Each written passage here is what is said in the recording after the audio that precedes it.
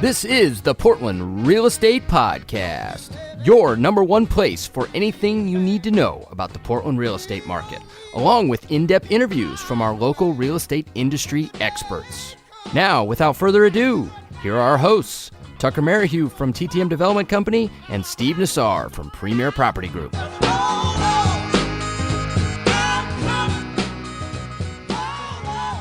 Well, I'm going to try and do this justice, Steve. You know, I feel the absence of Tucker, but hey, everybody, welcome to the Portland Real Estate Podcast. This is episode number 138, and we have so much to talk about. It's a new year, lots of changes with the podcast, and tomorrow happens to be Masters in Real Estate's 10-year anniversary. We have lots and lots of things to unpack. But first, to introduce kind of the changes that we had, if you missed the last video, and to jump into the 10-year anniversary, my co-host, Steve Nassar. How you doing, buddy?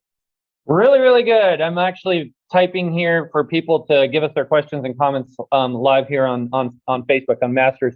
You're right, Joe. The ghost of Tucker looms large, right? We actually have done some stuff. We talked about this in the Tucker farewell episode, which was episode 137. This is 138.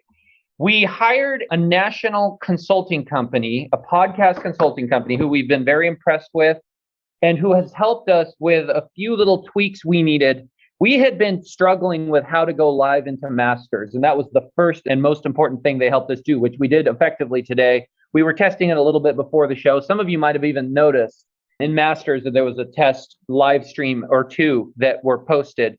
So we have some big guns behind us helping us bring this show to you in its most professional and purest form, even though we don't have Tucker and some of his resources that had initially helped us start the show. Heck, Tucker might even be watching this from Florida. So if he is, I hope he is. And I hope we're doing it justice. And, you know, it's important for those of you who didn't see the last episode. I kind of screwed up recording half of it. I only recorded half, not on the live stream, but on the Spotify and everywhere else, Stitcher. But, you know, he left and he's in Florida now. And it was, Steve, it was originally his idea, right? Isn't it? Absolutely, 100%. We got to do this. And it was his baby and he controlled all of the tech. And so now the torch has been passed for Steve and I to make it even better, but we have to control all the tech. And so that's sort of scary when you do it the first time. Yeah. And I kind of explained the last time on the farewell show, I said, you know, this is like when Steve Carell left The Office, right? I don't know if you guys noticed, but if you ever watch Comedy Central, by the way, The Office is just like on constant repeat, all the episodes. So here in the last, few months, I've been kind of watching some here and there every once in a while. If I'm getting ready for an appointment on the weekend, I'll turn it on. You know, The Office, they lost their original guy and kind of the firepower behind it. But what they did do, and it's something Joe and I are committed to doing. First of all, Joe and I are no slouches, right? We can help carry a show. We know that, and we're excited to do so. But The Office also brought in some really cool guests, sometimes for short stints. I don't know if you guys remember, but Will Ferrell was in there. He came in as the new branch manager for like half a season or a season.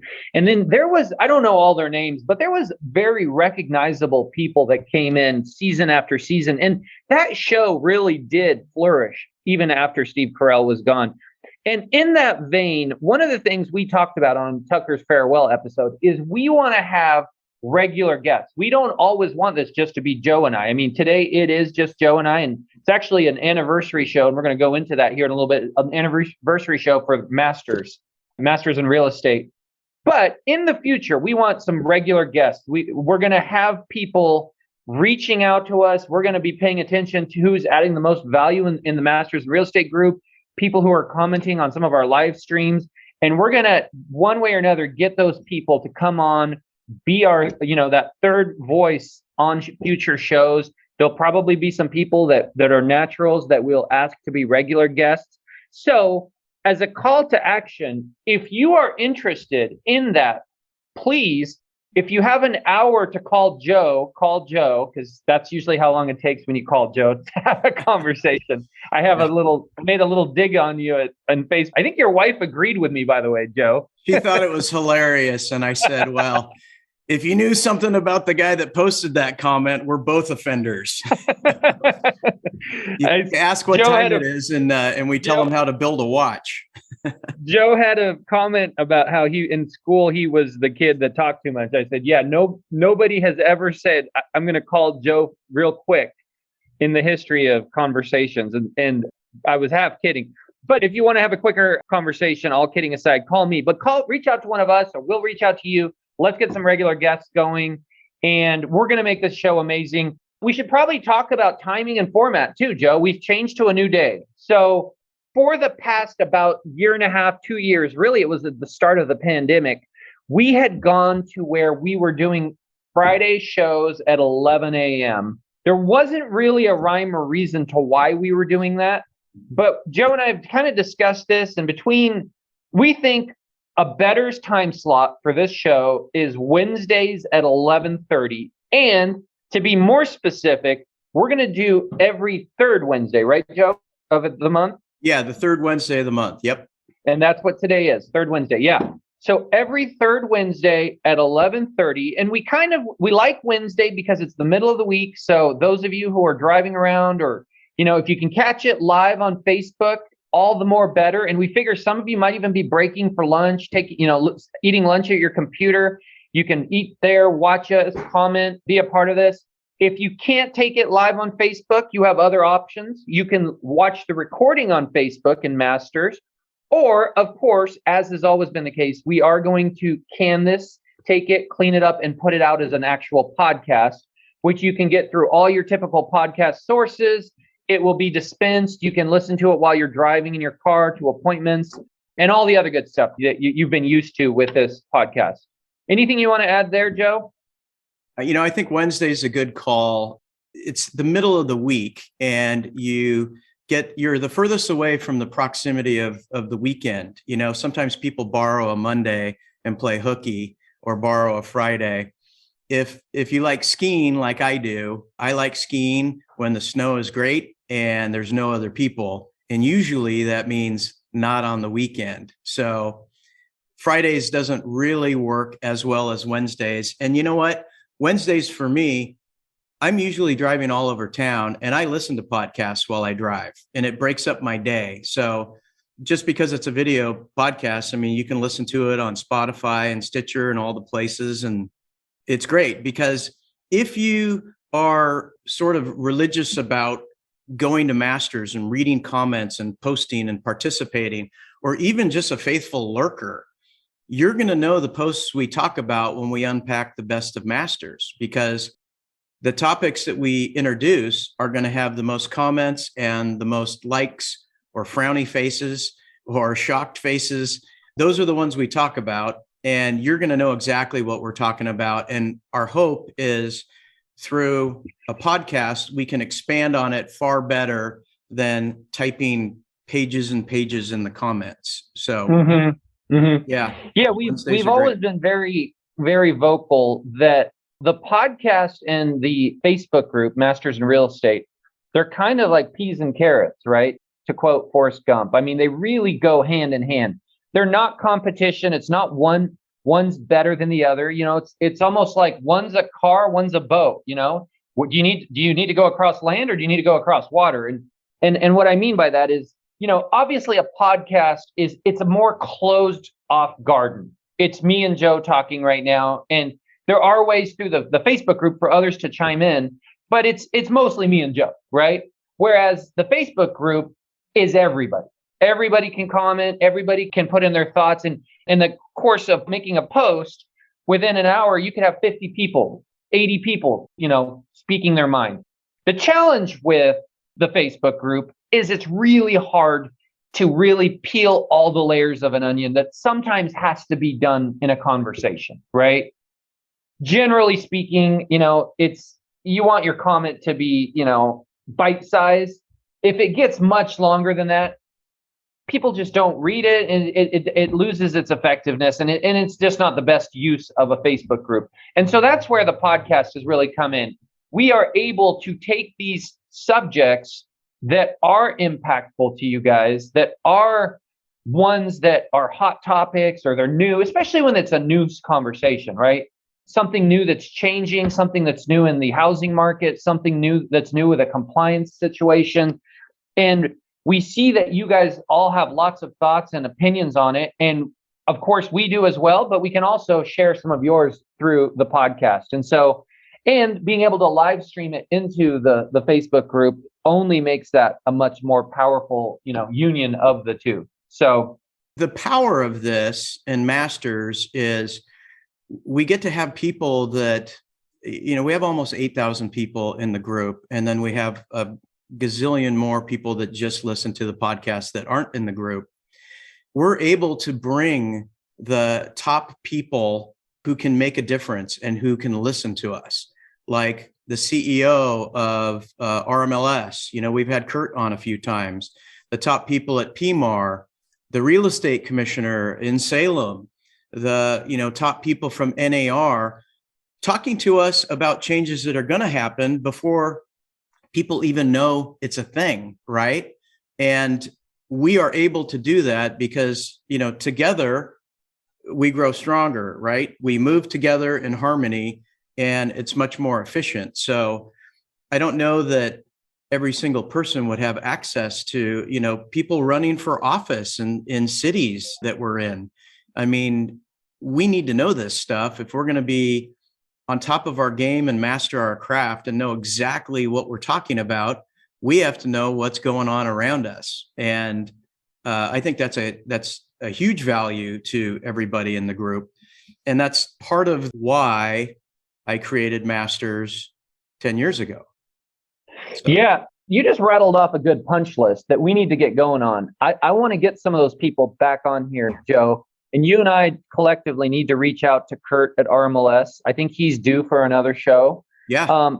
Commissioner, we've never had the commissioner. That's Steve Strode, right? Yeah. He would be a great guest, and I bet he would do it. I bet we could get him on. So those are some great ideas, and look for that. We're going to be, you guys hold us to that. We're going to reach out to both those individuals and book them for a future show. So by the way, Steve Strode is a member of Masters as of a couple months ago. So I'm going to say a phrase. If you never heard it before, go Google it and know what it means. Antitrust laws. If you don't know what it means, look it up. It's a massive offense. And I'm just shocked at the number of people that I see all over the internet talking publicly about commissions and such. And so Jan Stransky on Facebook just said we look like brothers, Joe.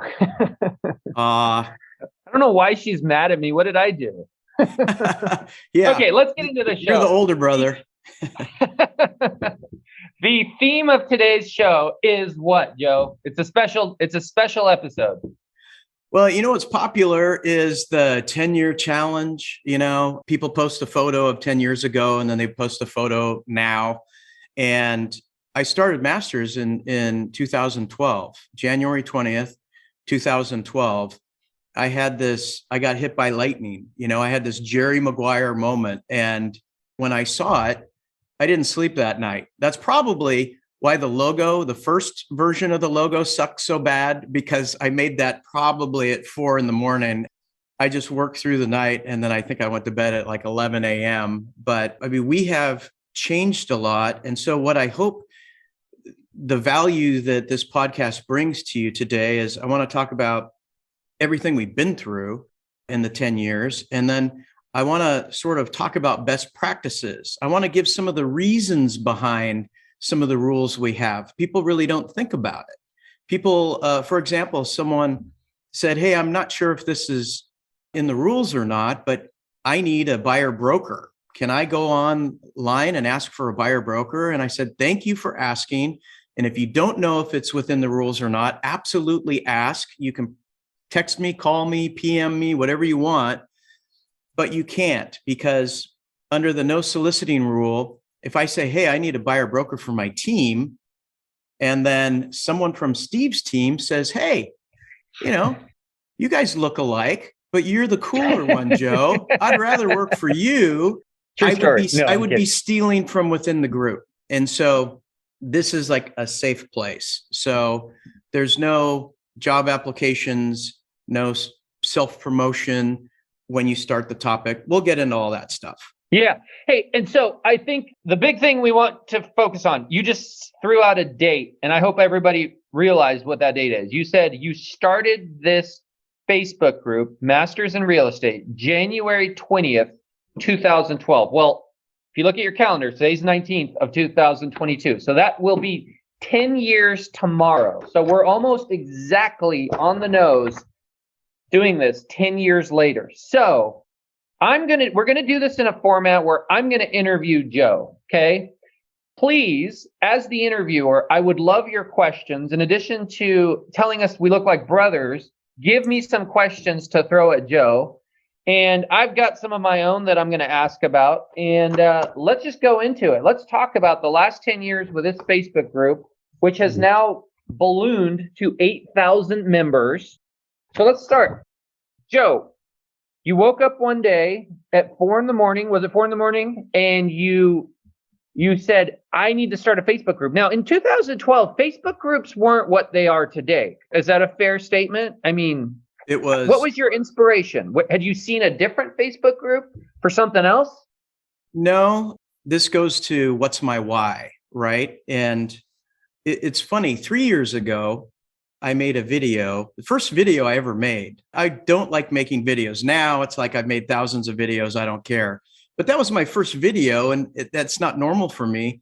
I was asked to go down to speak at the Clatsop County Association of Realtors to talk about Masters, right? This is once Masters was going for 7 years. And a lot of them were in it. Some of them never ever heard of it. And some of it heard of it, but they weren't members. And what was interesting is the people that have been part of the group for 7 full years never asked me this question. The whole thing I got at the Coast was, why do you do this? Why do you do this? This is a second full-time unpaid job. It's a management nightmare.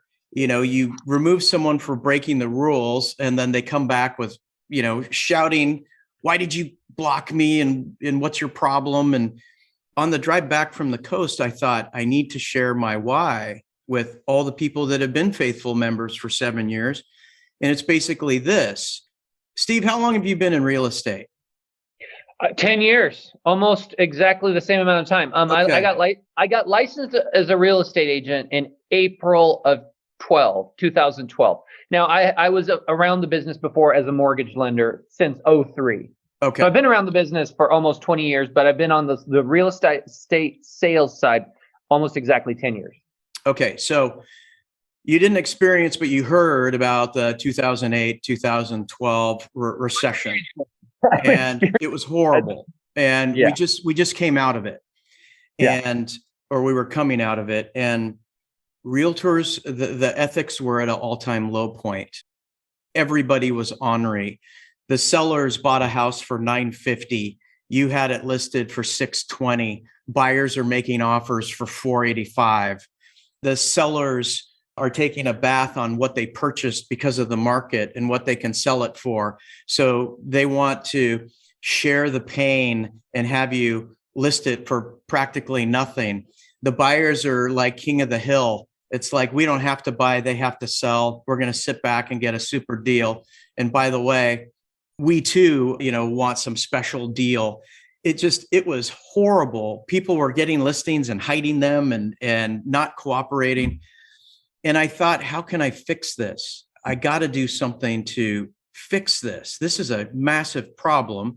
And I know it's the market, but it's how everyone was reacting to the market. And then I thought, well, here's what I'm going to do. I'm going to be the most professional, most ethical, the most cooperative person there is. I'm going to go out and show property. And then I'm going to carve out a time and call each one of those people and give them feedback that they didn't ask for, just unsolicited. Hey, I showed your property. Here's their thoughts. I wanted to be that guy. And I realized that that was a recipe for failure. I mean, I could still be that guy, but if you look at a real estate transaction, there's no less than 10 entities, right? You got listing agent, selling agent, buyer, seller, escrow person, lender, appraiser, inspector, contractor, On and home on. warranty. Yeah. There's a dozen people at least. Mm-hmm. If anyone in a transaction is unprofessional or an idiot, it's going to be exponentially harder to get it to the finish line. You sell a house in Camas, they pull an appraiser from Estacada. They have no idea what they're doing. They appraise it for 50 grand low on a VA or FHA loan, which you get an appraisal with that type of loan, it sticks for 6 months or 9 months or something like that. They have torpedoed the sale of that property and your listing or your sale. Mm-hmm. Mm-hmm. So I realized that high tides raise all ships, right? We all had to be better.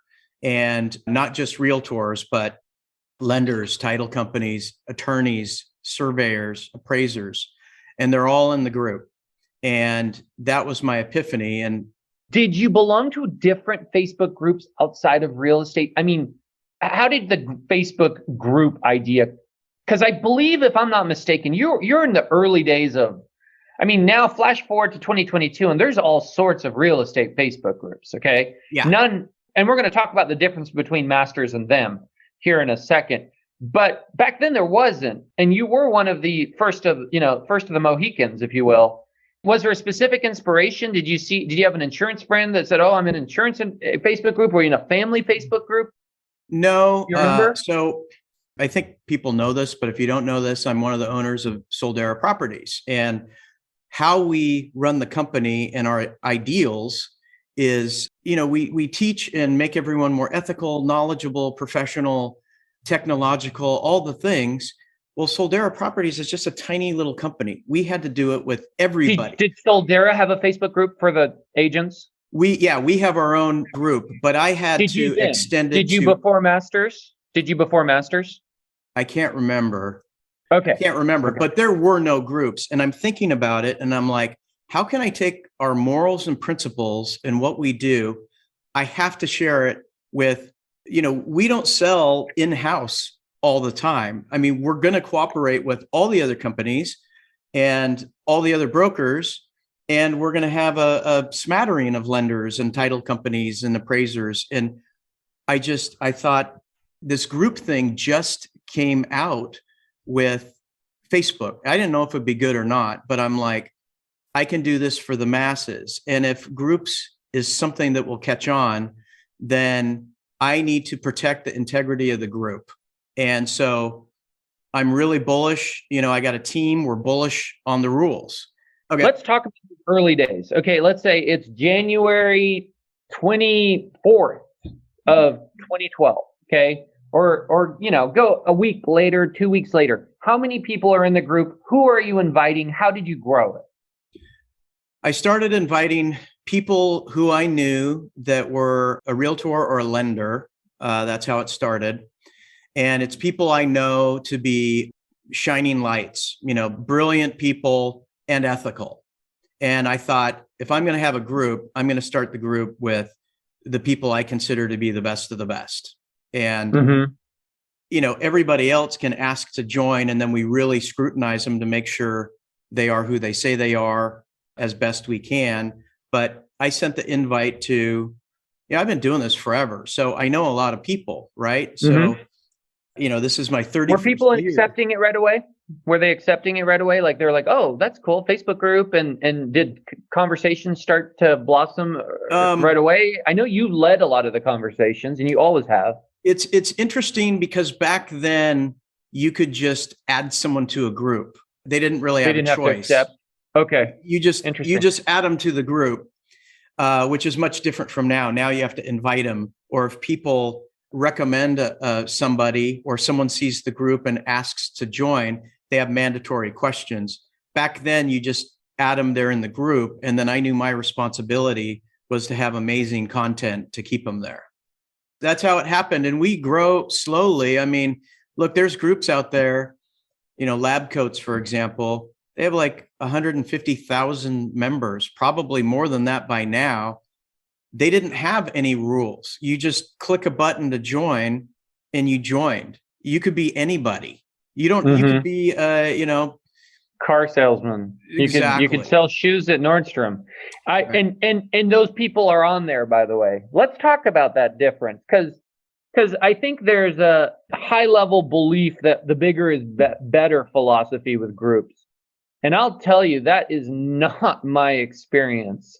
That is not my experience. You started before Lab Coat Agents. It's arguable that if you had wanted to try to go national with Masters, that you could have, and maybe you could have been a national with 80,000 people. We'll say real estate people, but maybe that's with an asterisk. The problem, but what you did, Joe, and what I love about Masters, and I'm going to just tell our listeners right now that when I have a question or a thought or something to share, I never go to any other group but Masters when it's real estate related. And I like Masters personally because there's accountability in that group. People know each other. Now, do I know all 8,000? No, but I bet I know a couple thousand, and that couple thousand probably knows the other 8,000. So you're always within a couple degrees. It's that 6 degrees of separation from Kevin Bacon. Well, you're within 2 on Masters, right? And they're generally local people, right? So you've heard of them. Sometimes you can even know their experience in the business. You can know, how much they're selling, so that you can kind of take with a grain of salt what's being said. And that's one thing I'll just be honest, I loathe about Lab Coat Agents is there will be a question. First of all, there'll be like 500 comments. Now, I don't care who you are. You're never going to read 500 comments, which makes me, on the flip side, go, if you're never going to read 500 comments, and I'm one of those 500 comments, is anybody reading my comment, right? The other thing about it is there will be people that are very aggressive, speaking matter-of-factly, and you have no clue what their credentials are. You have no clue if they're an agent, how much they're selling, how long have they been in the business, should they be so forceful in their opinions. A good friend of mine, I won't name names, but poor guy, love the guy to death. He loves these groups. He's very active on Masters, but I've also noticed he's active on some of the other groups. He constantly sees himself in contentious situations. I saw one recently on Lab Coat Agents where he made a comment and then, several people, jumped on the dog pile, nitpicking it. And there's just a lot of that going on with some of those other groups. In the recent years, there's also been a lot of local real estate groups. I think if you actually look, you'll see that there's now probably half dozen to a dozen other Facebook groups locally trying to compete with Masters. None have gotten the traction here locally that we have with Masters that you've created, Joe. But they don't, again, the devil is in the details. Having a successful Facebook group with a real estate focus is all about how you manage it, how you control it, the rules of the road that you not only set, but that you enforce. Let's maybe jump into some of those, Joe. Let's talk about the rules. Getting approved and a questionnaire. Talk about that, Joe. Okay, so again, we're very protective about the group. So we have mandatory questions that people have to answer or they do not get in the group. And we have rules. Will you read them and follow them? And they have to say yes. And then it says, prove to me that you are a realtor or in a real estate related service. The best way to do this is go to the company webpage, go to meet our team, find the one on you, click on you, and then paste that whole URL, abcproperties.com/about-us/Steve Nassar, right? You paste that to me. No one's going to make a whole web page just to get into the group. I know it's a great group, but I think that's even beyond the scope of what people would do. A business card would probably work too. Like is it something you upload? No, it's a type it in, but people are giving me Type it in. Got it. lender numbers. Oh. They're giving me real estate numbers from different states. They're giving me stuff CCB number. People put their email there, and it's like, come on. Yeah. So I need to feel that they will know and abide by the rules and that they're in real estate. And that's really the criteria. But from a management standpoint, I tell them, follow the rules, follow the rules, follow the rules. You break the rules, you're out. And so my pet peeve is someone says, I've read the rules, I'll follow the rules, and here's proof that I'm in this business. And then they go in and they're like, my name is John Doe. I'm a window washer and I serve Camas in Vancouver and in the Tri-County in Oregon. And, we're cheaper than everybody. And it's like, dude, your swan song lasted 5 minutes. You're forever blocked. And then they come back to me in PM and they're like, I don't see it anymore. Did you kill the group? What happened? And I'm like, no, your ass got blocked. And that's because you didn't follow the rules. And so I kind of have a team that helps me on this, because when I'm out showing property, speaking, doing whatever I'm doing, and I tell them, I say, hey, look, we beat in their head 4 or 5 times. Once they're approved, we send them the rules again and send them a video, and we beat in their head, follow the rules. So if immediately someone posts their listing, or, hey, I have a buyer in this property, or I need a temporary rental or whatever, it's like they lied, they didn't read the rules, or they didn't understand the rules, or they don't care about the rules, and they just went and posted it. Or they're so busy, they posted their listing in the wrong group. All of those are characteristic, unlike a master in real estate. Boot them. And I said, if it's an honest mistake and they want to come back in, I have let people back in.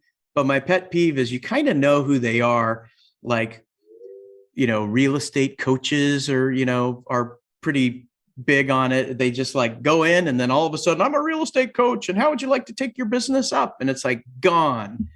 And from a management standpoint, you're not getting back in. I don't have the time, or the team doesn't have the time to unblock someone for breaking the rules. And so that's kind of a pet peeve. And the other thing is, if you invite someone to the group, I don't know what you guys see, but if you invite something to the group, it probably sends them something. Hey, you've been invited to the group, fill out these questions.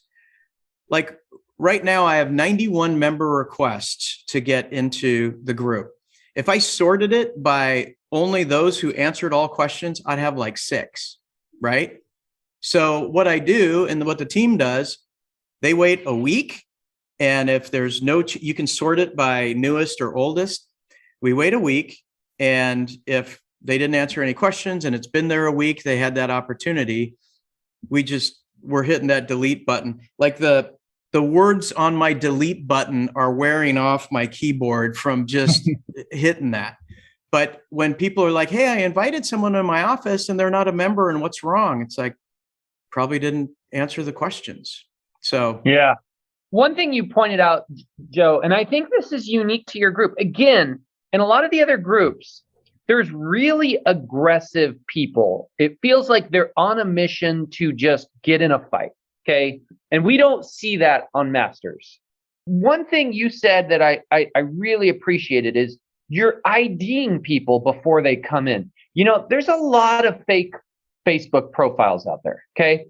And I'll tell you why they're out there, by the way. Facebook could, if they wanted to, they could forbid there being fake profiles, because they could say, hey, to start a profile, upload your social security card or, some kind of ID to prove you're the human being. Facebook doesn't want to do that. You know why, Joe? Because they want to be able to say we've got 4 billion people on our site, when really there's probably 3 billion people. And then those 3 billion people have another billion fake sites, fake profiles. The problem with a fake profile is there's no reputation to protect. There's no accountability. If a fake profile is in a group like Masters, that person can be a complete jackass, can say inappropriate things, can pick fights, maybe passive aggressively, maybe not so deliberately that you get booted, but in just a nip way to make people uncomfortable, create anxiety, and nobody knows who the heck that person is because they're not a real person. By simply IDing people, you're preventing those people in here. And I guarantee you the other Facebook groups for real estate that I'm familiar with aren't doing that. Beyond that, you're policing of it and booting people. And on the surface, it sounds like an aggressive stance, like one strike, you're out. But I get why you have to do it. Like, can you imagine if the rules were 2 strikes, you're out, or 3 strikes, you're out?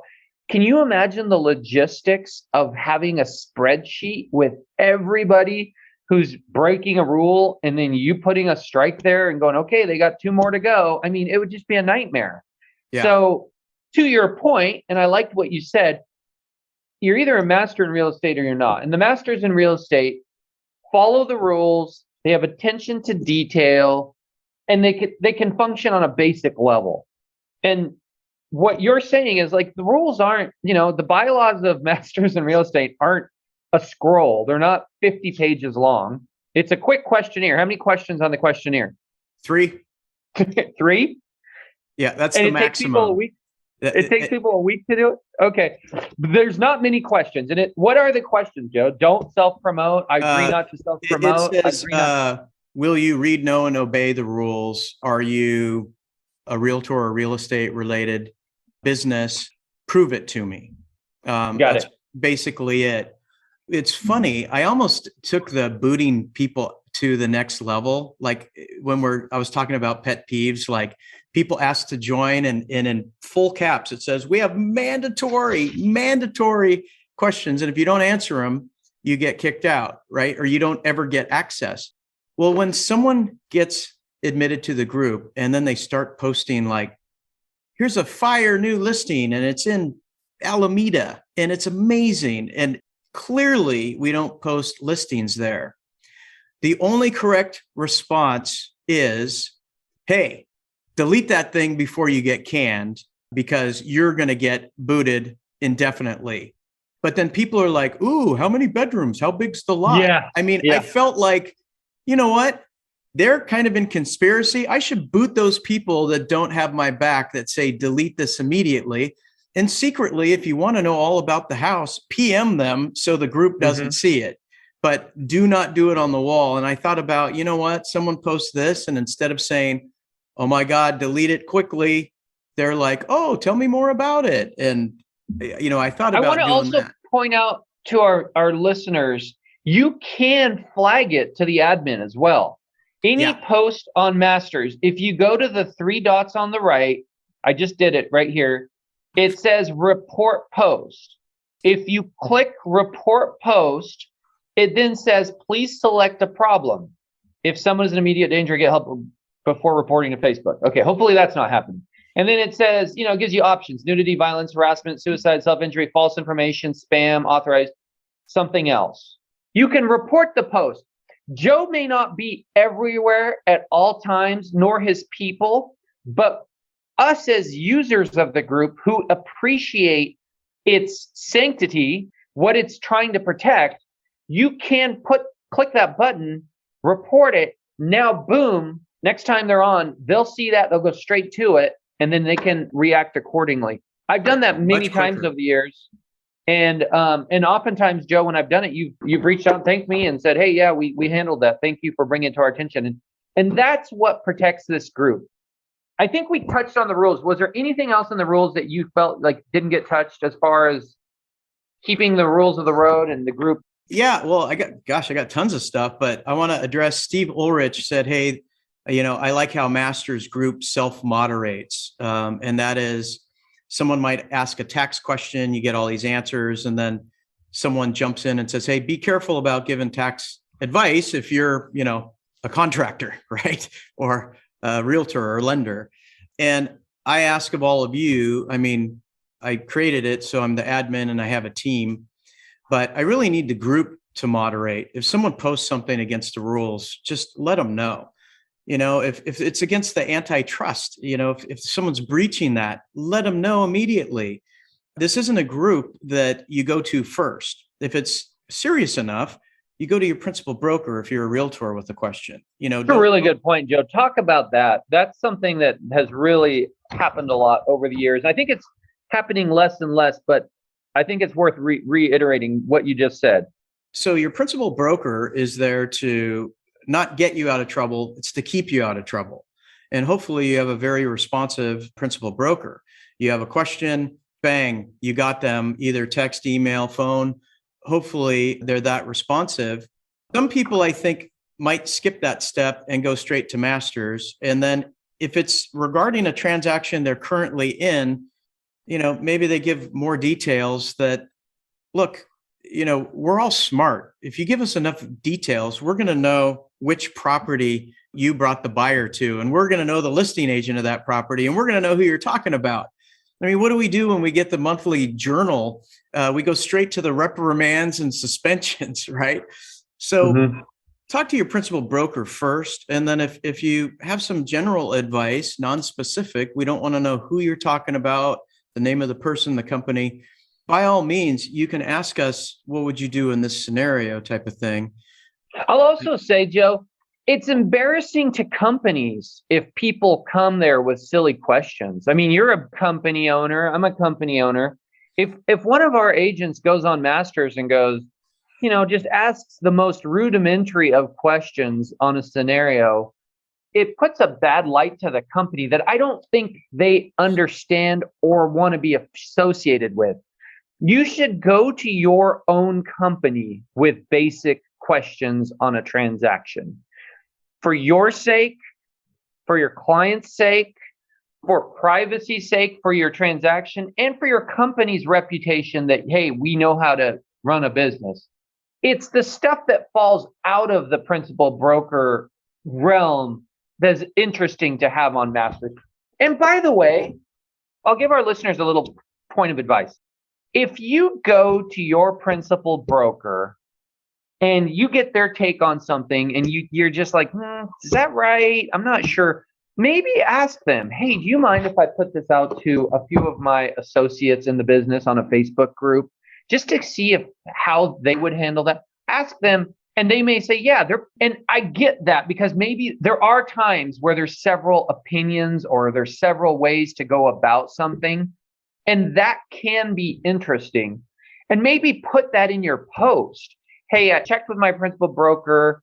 I got their take on this, but I'd love to hear what some of you veteran agents out there think of this.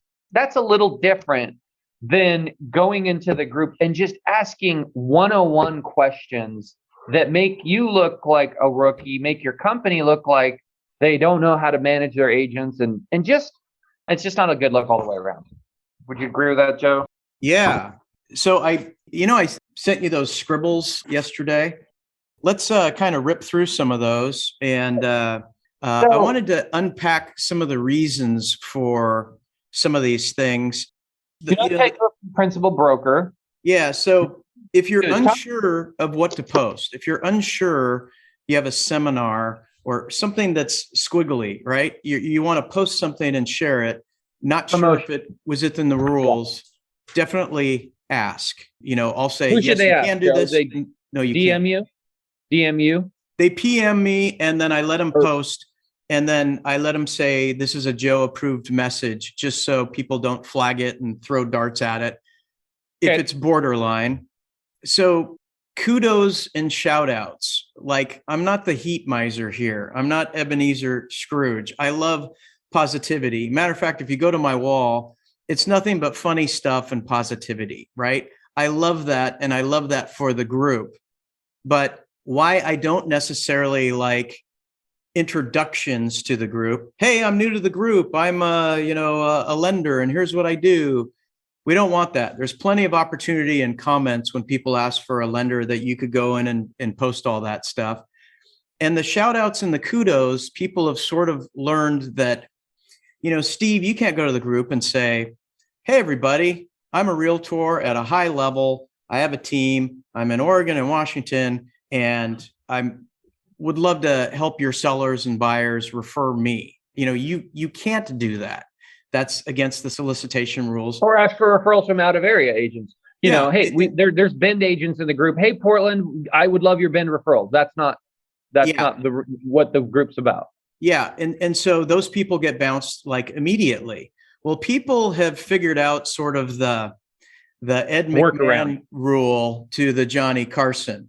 And it's kind of like, I just had such a difficult closing. And I got to tell you, such and such a lender was brilliant. They were a contortionist. They pulled the rabbit out of the hat. I don't know how they got it to work, but they're awesome. And I also want to thank my escrow person. And it's like people have figured out, hey, pump me up this week. And then next week, I'm going to do a shout out and pump you up. And it's this lender, realtor, you can't do it for you, but I can do it for you. And in reverse. And I was starting to see that a lot. And look, I love the positivity, but when you're calling out people, there's other people that look at it as opportunity and not just at face value. So that's why. So don't do that. Yeah. What do you do about those ones? Do you boot those ones? Do you give them a little reprimand? And it depends on what's going on. Yeah. What season it is. And if people need a little boost of encouragement and just the true essence of it, are they just so thankful that the thing that never should have happened? Is this secretariat that like comes from behind and wins? I mean, I leave some of those, but sometimes you can see a little bit more case by case then. Yeah, exactly. Yeah. Let's move on. Vendors. Talk about vendors, asking for vendors and recommending vendors. Okay. So if you're asking for a vendor, be as detailed as you absolutely can. Pretend you are talking to a vendor on the phone. You need a roofer. Think of the top dozen questions they're going to ask you. So when you create a post, say, I have a listing coming up. They have a 2,400 square foot ranch style home in Beaverton with a shake roof, and they need it completely torn off, and they need a composition roof. Who do you love and recommend? Don't ask who can do it by tomorrow, because we don't know other people's schedules. But is it important to know all of those things? Yeah. If there's a guy that we only deal with shake roofs, we get rid of shake roofs and we only install shake roofs. Or I have a guy and they only work in, Camas and Vancouver, doesn't come to the Oregon side, not licensed. People are like, who's your favorite roofer? Go. So then the first dozen comments are like, what are you roofing? What's the material there? Is it a 2-story? How big is it? Is it, what would it be worth if it were on the market? Are we talking not to mention, Joe, that you can search the group. Whenever you go to the group, there's a search bar at the very top, right? Yeah. So if you're looking for a roofer, do a search and type in roofing or roofer. Roofing. And there will come up 20 previous threads that will answer your question. You don't need to make it the 21st thread. Yeah. Always search first, but if you don't find it in the searches, then start it. But gosh darn it, would you please be detailed? Because we don't want the first 12 comments trying to figure out who we should match with you, right? And then after 12 comments of pulling information out of you, it's like, you know what, this guy's a knucklehead. I'm not going to give him my guy because it's not going to work out. I'm not going to take the time to share this information. So answer all the questions that a roofer would ask.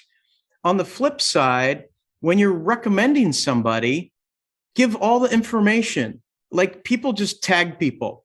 Oh yeah, you want Dave Hawthorne, and they tag him. Well, if Dave isn't in the group, he's not going to know about it. If the person that posted the thread isn't friends with Dave, they might have strict permissions. You can click on it, go to his timeline, and see like nothing. So that wasn't helpful. So because these threads are searchable and you should always start that way, we like to recommend our good people. Dave Hawthorne, here's his email, here's his phone number. Here is his company website, about us, team, Dave Hawthorne, URL. You click on it and it goes straight to him. You can read how long he's been doing it, all this stuff. But the people that just tag people, it's pointless. You need to keep in mind that the person that asked the question is going to scroll down to the first person that gives all of the information. That's the person they call first. So if you are really have a vested interest in recommending your person, just give all the information. Recommending vendors, I would assume some of that recommending vendors kind of goes to what you said about a backdoor workaround to promotion, right? If you're recommending a vendor, don't have it be a workaround that you're winking at your vendor going, hey, I'm going to get you in front of a bunch of people. We've talked about that. Negative reviews, was that the opposite of a promotion where you are tearing somebody apart? Is that what you mean by negative reviews? Yeah. So if you post anything on the internet for 3 seconds and then immediately delete it, it is out there forever. You posted it, it is out there forever. When someone says, hey, I need a good inspector, and then someone jumps in and says, well, let me tell you who not to use, you really got to be careful about that, because that happened once. There was a, inspection company, a lender, different things. They had someone say, hey, look, I had this experience and it was terrible, and I strongly recommend you don't use this person for these reasons. Of course, it gets screenshot 100 times, emailed, private message to them, and then they're on a witch hunt to crucify that person and then everybody that said negative things about them. And look, people need to know who to use, and they specifically need to know who not to use. And, I select my language very carefully. When my kids were little, we would teach them to take a no thank you bite. You have something on a plate, you're at a guest's house and there's broccoli, and it's just, take a no thank you bite. They have to try it. And then they say something like, yeah, that's not my favorite. They don't say, oh my God, you could have boiled my old sneakers for 2 hours and that would have tasted better than this crap. So I would say, hey, I have had them on a transaction once and I didn't have the best experience. I would leave it at that, right? Or if I really had a horrible experience and want that to be known, I will let this person know, maybe by private message. Again, private messages can be screenshotted too. So I'm very careful about the negative stuff. I want them to know my experience and don't use them. I'm not going to publicly blast somebody, because do I want someone who wants to sue me for slander or, give me crappy reviews as retribution on Google pages and stuff? Be careful on the negative stuff. It's a necessary part, but word it so people know not to use them without completely killing them. Joe, you were going to talk about masters being national. There was questions yesterday. For some reason, there's a perception that it's national now. I'll give you my experience. I did see recently a post, and I swear the person was from Texas. So obviously, once in a while, somebody gets in that's in a different region, part of the country. Speak to that. So we're 95%. This started in mainly the Portland Tri-County area and Clark County, right? It's normally a 4-county thing. The closest proximity to the Columbia River of Washington and Oregon. But good news travels. And, we have people that have moved from here to Bend and they're opening shop there. And now they're in Bend, and other people in Bend are like, wow, what an amazing resource. And then, there's a channel. I mean, our own beloved Tucker Merrihew moved to Florida. Look at all the people that are getting out of Dodge, moving to Florida, Texas, Utah has a big influx, Arizona, Idaho. And people are like, hey, I need a realtor in Boise, Idaho. And someone says, oh my gosh, I really love this person. John Doe, email, phone number, and then the website that goes directly to him. And then they invite John Doe to the group and say, fill out the mandatory questions, get approved. You can chime in on this. And from that, we do have lots of realtors, lenders, appraisers. We have people from probably all 50 states, but the majority of it is here local. And for some reason, someone from Texas maybe replied something, and then there's this, oh, I didn't know this was national. I thought it was local. It's 95% or more local. And by design, right, Joe? By design. Yeah, by design. And, look, if there's people that do business routinely in Utah or Boise, or shoot, even places that we don't go that are close to the Klamath Falls or Bend or Medford, for example, we don't screen anyone for any reason.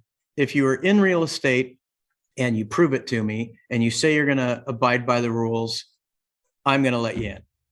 So, well, and the content is what helps police that. And we could say the same about the Portland Real Estate Podcast, the podcast that we're on right now, right?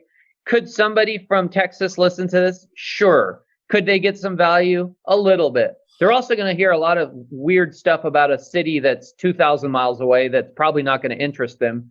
So inherently, they're probably going to lose a little bit of interest. And that's kind of the same story of Masters, right? Most of the content, most of the postings are Northwest focused, right? I think at this point, it's kind of morphed into, it's a Northwest Facebook, real estate Facebook group. Most of Oregon, we see lots of people on the coast. We see people in Washington. I think there's probably a trickle up into Seattle. There's a lot in Bend. There's maybe some Northern California. And the closer you get to the metro area, the more, you have, the bigger saturation you have of members in the group. But the content helps keep it that way. And rest assured, those who are asking, why is it national or when did you go national? It's not intended. It's not the purpose. And the content will help keep it from being that, because we have one of those already. It's called lab coats. And that's why there's 500 comments and everything's at 50,000 feet, because you can't break it down to the local laws and there's different laws in every city and in every state. But it's 95%, if not more, local. I mean, have you ever heard someone saying, hey, I need a roofer. I got a 2,500 square foot house. It's a 2-story in the Tampa area. No, nobody has ever done that. And if they did, they wouldn't have a lot of counties, right? It's local. Yeah. It cracks me up. Once in a while, you'll see people asking for recommendations of realtors really far away. And sometimes they get answers, but I would say if you need a realtor, this is my personal opinion, and Joe, I'd be curious yours. If you need a realtor in Topeka, Kansas, this might not be your group, because we're far enough away from that place.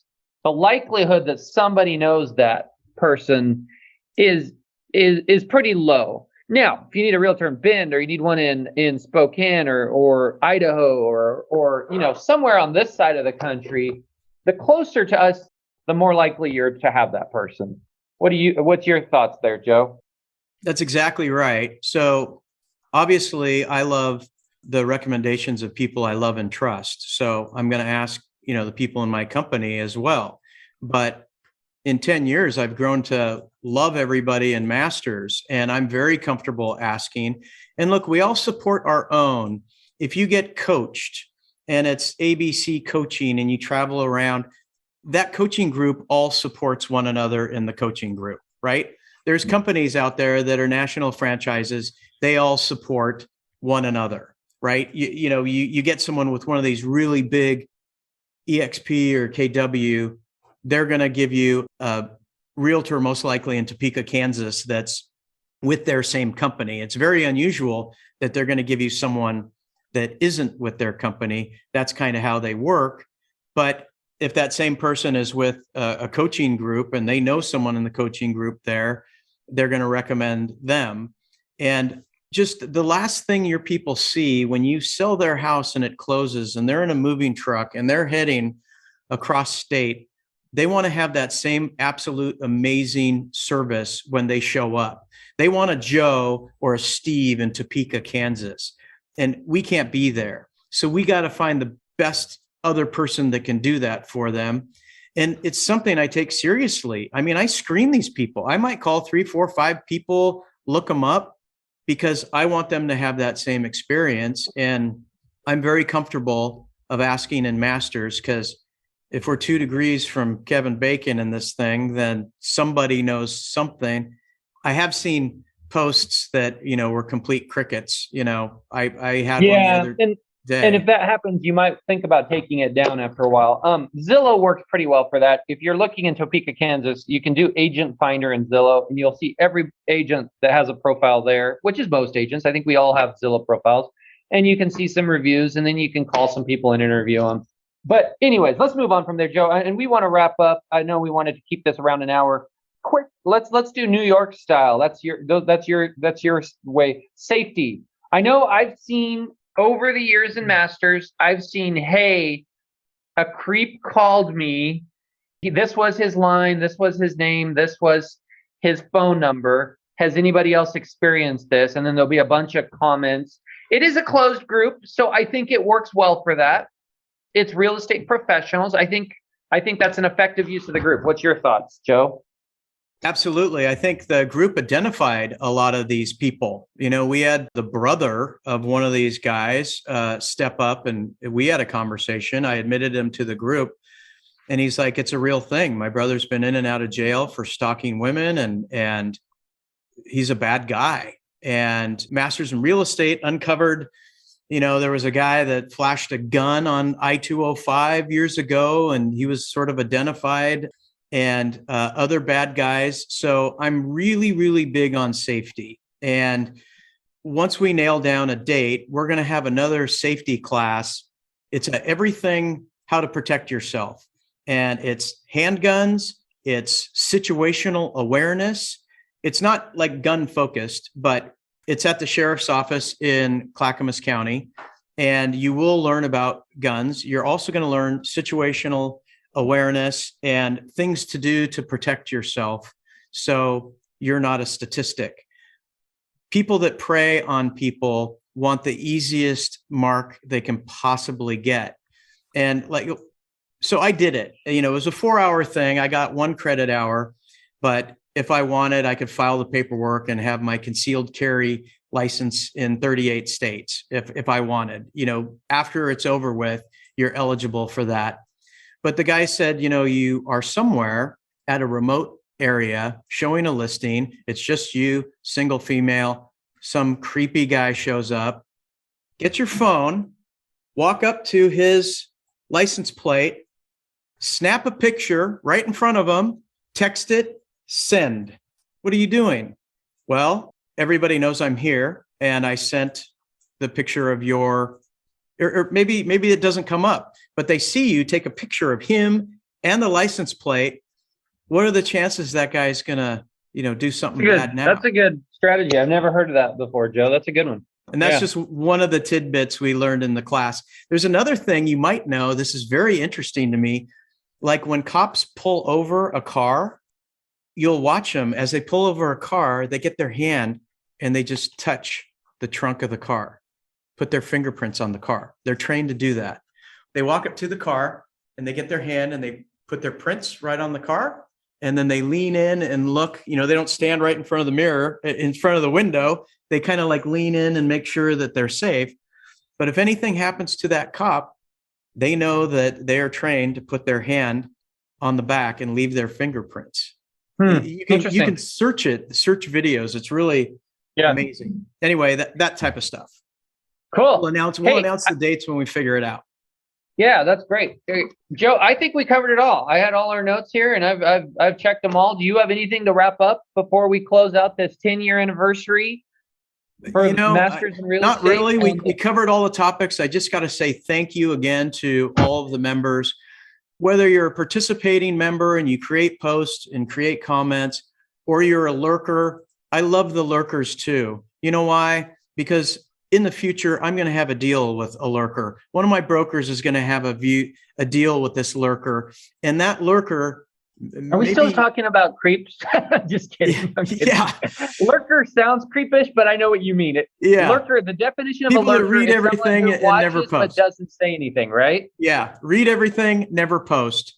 Yeah. Unconsciously, you may not know it's happening, but you are getting smarter. You are educating yourself. You are learning ethics and procedures, and the stuff you read is going to sink in and it's going to make you better.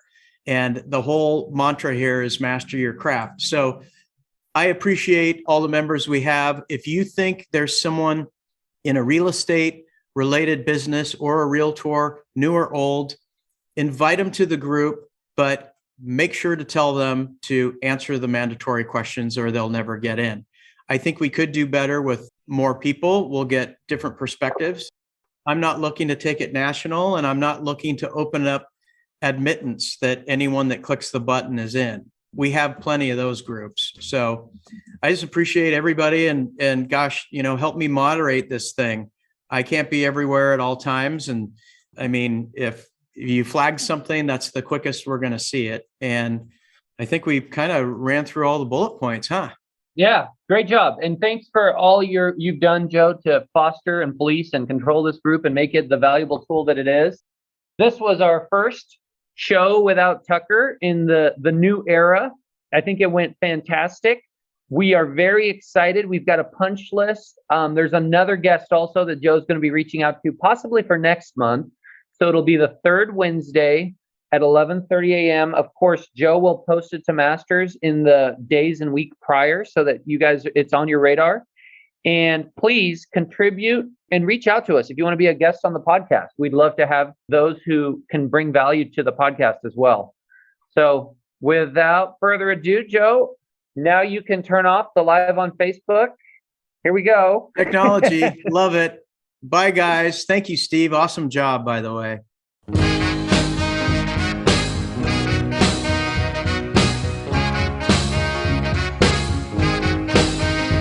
Thanks again for listening to our show, and make sure to tune in next week for another great episode of the Portland Real Estate Podcast.